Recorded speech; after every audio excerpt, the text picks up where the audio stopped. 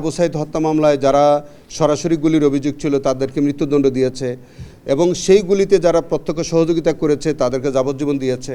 প্রাথমিকভাবে আমার কাছে মনে হয়েছে এই জাজমেন্টটা অত্যন্ত মানে আমাদের জুডিশিয়াল মাইন্ড অ্যাপ্লাই করে ট্রাইব্যুনাল এই জাজমেন্টটা দিয়েছেন। 30 জন আসামি ছিল, 30 জনকেই তারা কনভিক্ট করেছে, 30 জনকেই তারা সেন্টেন্স দিয়েছে এবং আমাদের আইনে বলা আছে যে মৃত্যুদণ্ড অথবা অভিযোগের গুরুত্ব অনুযায়ী প্রপোর্শনেটলি তার শাস্তি হবে।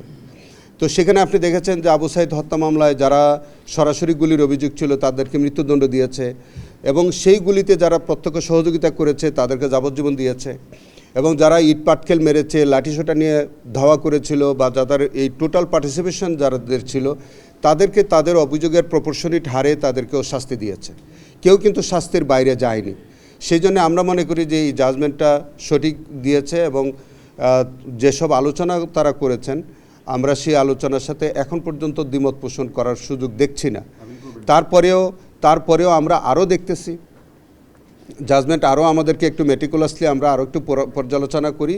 দেখার পরে যদি কোনো কারণে কারো বিরুদ্ধে যদি আমাদের সাজা বাড়ানোর জন্যে অথবা অন্য কোনো কারণে যদি আমাদের আপিল করার প্রয়োজন হয় তাহলে সাজা বৃদ্ধির জন্য আমরা আবেদন করব, আপিল করব। আর যদি প্রয়োজন না হয়, আপিল করার প্রয়োজন না থাকলে আমরা আপিল করব না।